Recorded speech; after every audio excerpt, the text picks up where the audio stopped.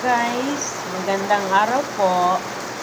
Ito guys ang mga panahon na nananahimik tayo dito sa ating bahay. Kailangan natin dalawang ating mga kamay na may kasamang pagmamahal para makita niyo po ang resulta ng kung ano man ang ating mga ginagawa. Diba? Katulad ko guys, yan, kung mapipicturan nyo yun guys, ay okay. Alam niyo na ito kung ano ito. Ito guys ay isang peacock. Peacock na masasabi kong 3 colors. Mayroon siyang blue and green. Yan, at mayroong brown. Ayan guys, itong pinakaabalahan ko tuwing ganito na nanahimik ako dito sa loob ng aming bahay. Bahay pala ni Madam Liwanag na ate ko. Ayan. Dahil ako guys sa isang caretaker lamang dito. So, ayan, gumawa ako nag-drawing ako ng isang peacock guys. Hindi basta-basta ang paggawa nito kung hindi ano yung isip natin, hindi bukas sa mga pag-drawing, pag-print. Okay? So, yan. Ito ang aking pinaapalahan kung ganitong season, rainy season.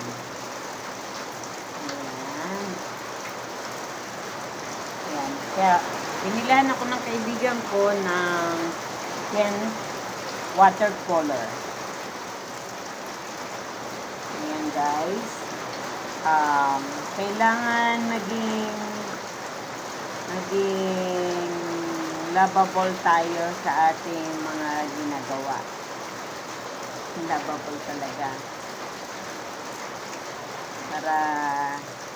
Para medyo hindi tayo ma-stress kasi mga ganito nagbibigay din ng kaligayahan sa ating isip at gawa. Ayan guys, so yan, itong tuka niya ng peacock ay pwedeng ito na lang or gray to gray. So wala akong maisip, bahala na. Riritopic ko na lang pag hindi maganda.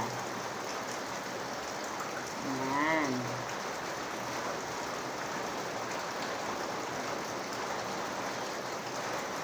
Ayan guys.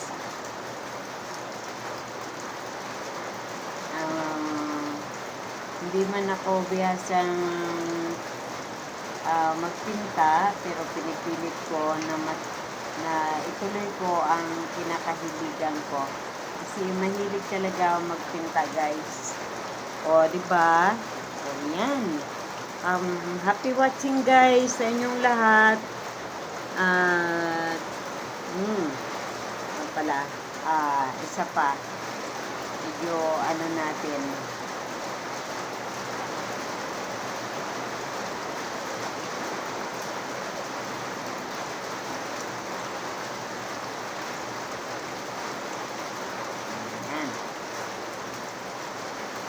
Kailangan makita ang ating aura ng ating peacock. Nga lang guys, ako ay hindi pa sanay sa mga colors, kung ano ang kulay na dapat. Kaya yun pa ang dapat kong pag-aralan kasi ngayon lang talaga ako nag-start mag-drawing. Ayan, at ang din-drawing ko ay peacock at may kasamang mag-grandmother, granddaughter, na ang pangalan to ay si Liwanag. At ito naman ang aking apo na si Yuna Marcelo. Hindi Marcelino ha, Marcelo lang. Ayan, lagyan natin ng red ang ating mata ng ating peacock. Di baling parang galit siya basta may makitang mata yan. Yan. Mata ng peacock. Pero kailangan alamin natin ang tamang kulay ng ating peacock, guys. Ay yung mata niya. Kasi para ganda. Ayan. Wala ko eraser. Okay guys, happy watching at ipopost ko na lang ito sa YouTube or sa Facebook. My Facebook account and my YouTube account. At kahit saan man siya mapunta. God bless. Comment lang guys sa baba kung ano ang dapat ko pang gawin dito sa aking art. Okay guys, God bless.